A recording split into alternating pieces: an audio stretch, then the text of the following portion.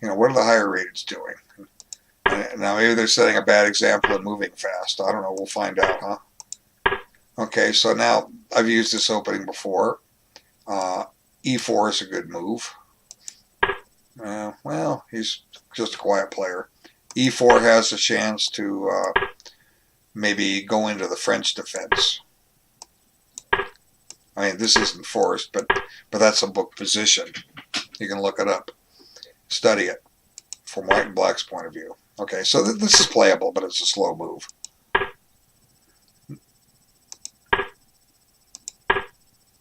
Gotta watch this square, so maybe this is warranted. You're gonna go there.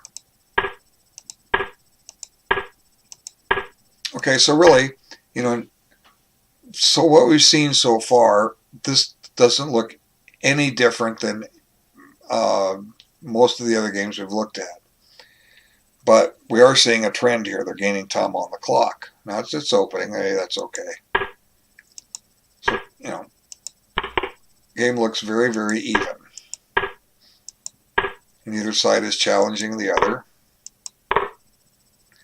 Okay, so one strategic drawback with that exchange that White did was it gives black a majority of center pawns. Maybe gives black access to a nice square here. His knight might pop in here later.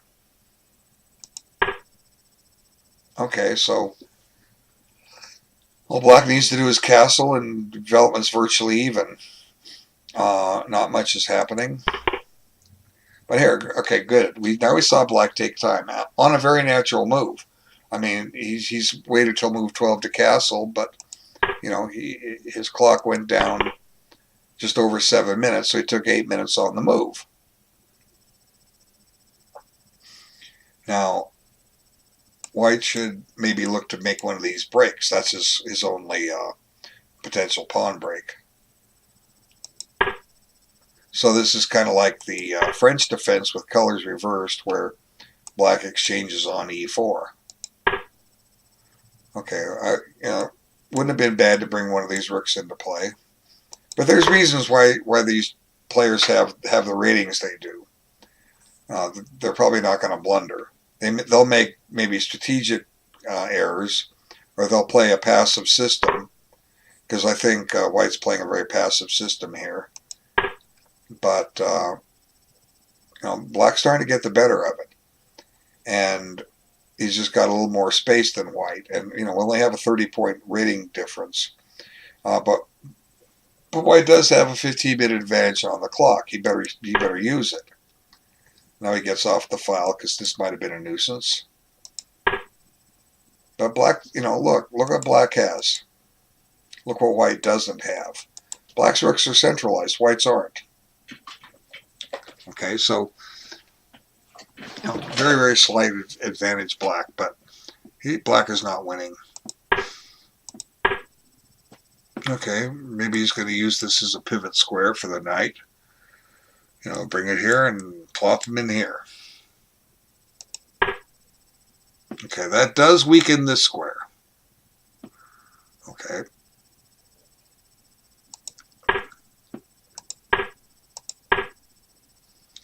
And it looks like he's close to this idea. Okay, e4, we'll get rid of the weakness. It does open up this diagonal, but white's got it covered for now. Okay. Now that's a strange move. I mean, and he spent a long time on it, so we're gonna, over 8 minutes.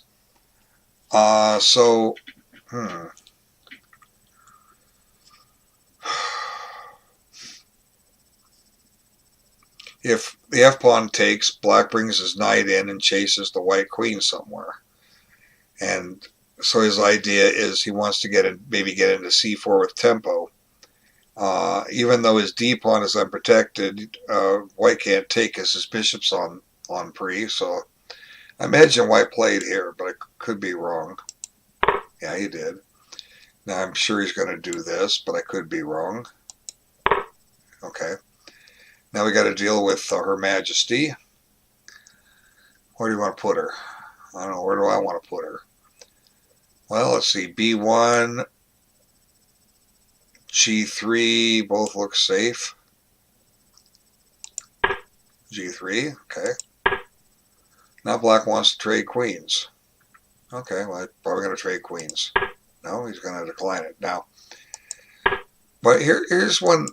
Okay, look, he did this choice pretty quickly. Uh, this game is even.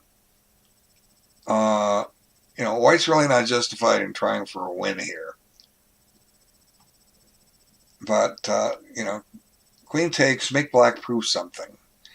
But then let's take into account that time factor. 32 minutes to 14. Now they get another 15 minutes off their increment, but each. But 47 minutes for 47 minutes for black to make about 19 moves. That's over 2 minutes a move. 29 minutes for black to make 19 moves. That's just a little under a minute and a half. So E5 does keep the position a little more complicated. But, it does leave both sides with a weak pawn, and they're isolated. So I guess it's a good choice since black's in time pressure.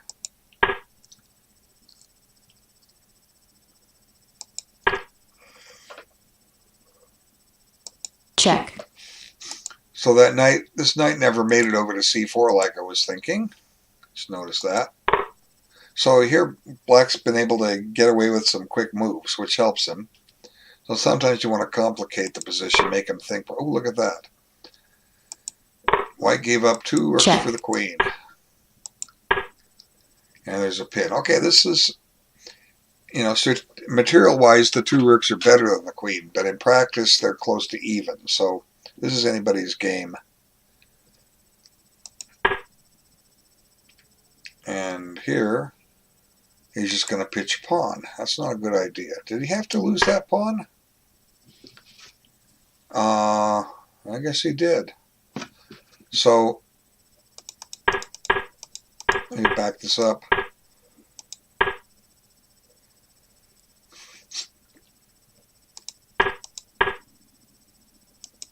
So, this move is causing White a little bit of a headache. Check. Check. And he doesn't want the pawn. There are reasons not to take it, I imagine. Let's see, maybe this knight jumps up here and here. Well, this is hanging. I don't know. The queen can run over here and fork. Hit the rook on B2 and the pawn on A7. He comes all the way back and I can't take the pawn.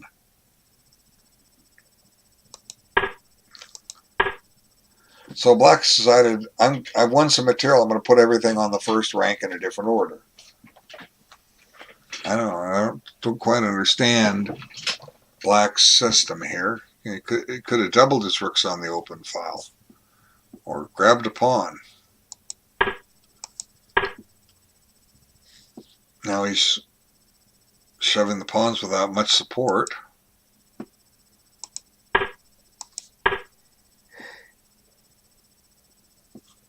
Game's still close to even.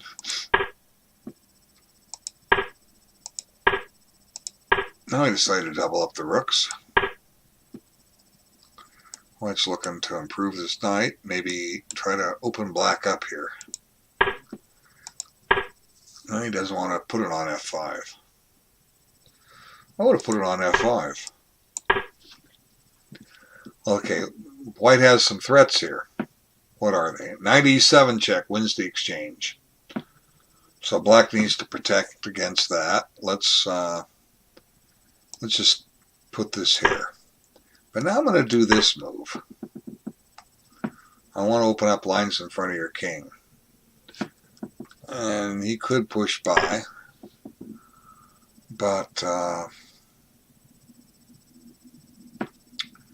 don't know. I like Starting to like white a little bit here.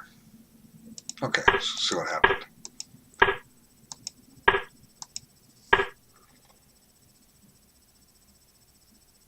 Oh, here, white's position has been infested. Oh, look, now we suddenly see white. I suddenly see white started using his time. Good job. Okay, let's back this up. See, it took a while on some of these moves, and it's so it's difficult to say who's going to win this. I think both sides aren't really making blenders, but they're going a little slow. Okay, so that cements this bishop as a bad piece.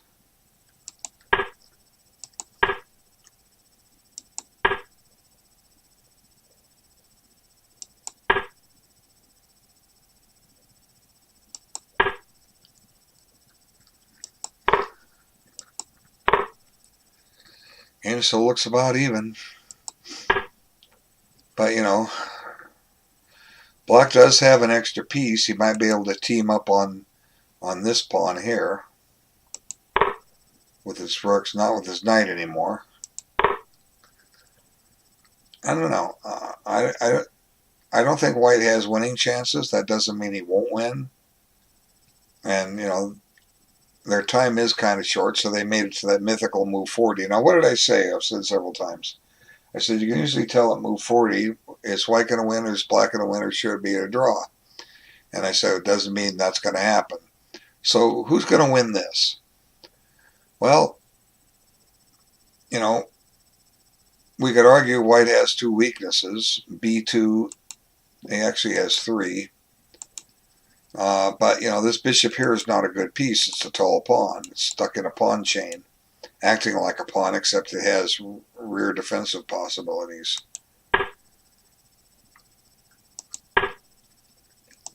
Check. So is this going to end a perpetual check? He doesn't have to allow it. This is a way to gain time on the clock. Check. I think it's going to end in a draw. Check. Phooey. Now he doesn't want to draw. Check. Ooh. Looky, looky.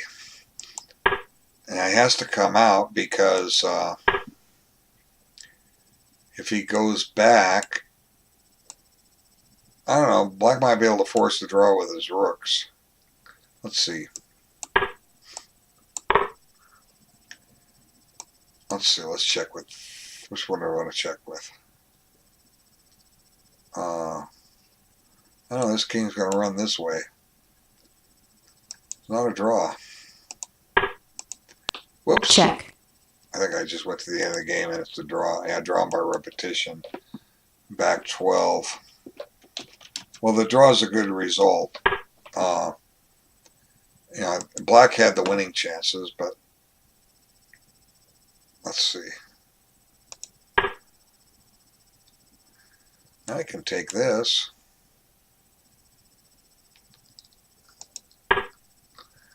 He doesn't want to take it.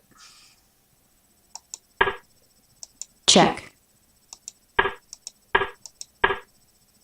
Check.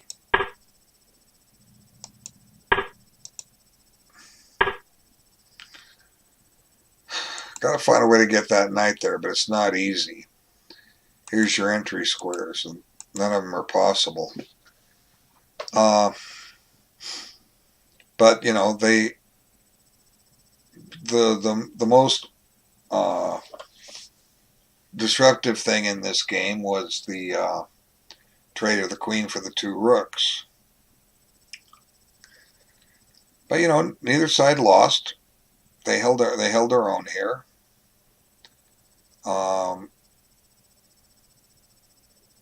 Not necessarily the greatest game, but definitely not the worst. I'm going to stop the recording here and